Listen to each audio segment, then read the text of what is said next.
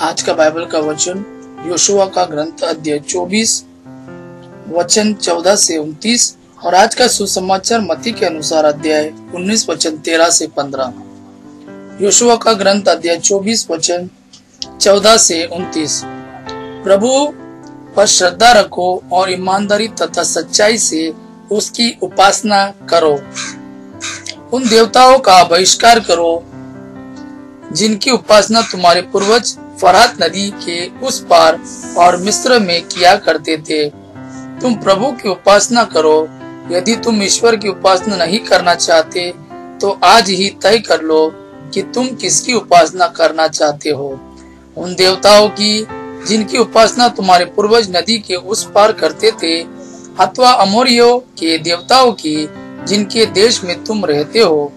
मैं और मेरा परिवार हम सब प्रभु की उपासना करना चाहते हैं। लोगों ने उत्तर दिया, प्रभु को छोड़कर अन्य देवताओं की उपासना करने का विचार हमसे कोसों दूर है। हमारे प्रभु ईश्वर ने हमें और हमारे पूर्वजों को दास्ता के घर से मिस्र देश से निकाल लिया है।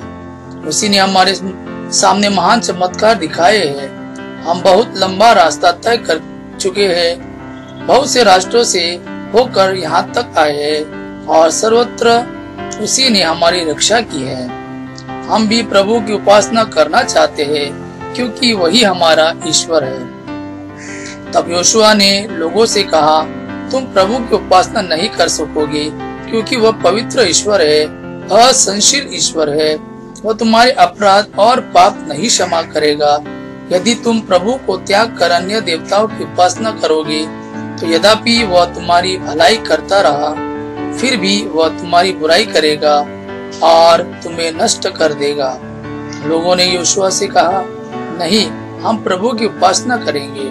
तब योशुआ ने लोगों से कहा, तुम लोग अपने विरुद्ध साक्षी हो कि तुमने प्रभु को चुन लिया और उसी की उपासना करोगे।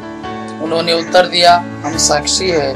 इस पर योशुआ ने कहा, तब तो अपने पास के पराये देवताओं का बहिष्कार करो और अपना मन ईश्वर में, इसराइल के प्रभु में लगाओ। लोगों ने योशुआ को यह उत्तर दिया, हम प्रभु अपने ईश्वर की उपासना करेंगे और उसी की बात मानेंगे। योशुआ ने उसी दिन लोगों के साथ समझौता कर लिया। उसने सिक्किम में उनके लिए संविधान और अध्यादेश बनाया। इसके बाद उसने उन बातों को प्रभु की संहिता के ग्रंथ में लिख दिया। उसने बलूत के नीचे प्रभु के मंदिर में एक बड़ा पत्थर खड़ा कर दिया और सब लोगों से कहा, यह पत्थर हमारे विरुद्ध साक्ष्य देगा क्योंकि इसने उन सब बातों को सुना जिन्हें प्रभु ने हमें बताया।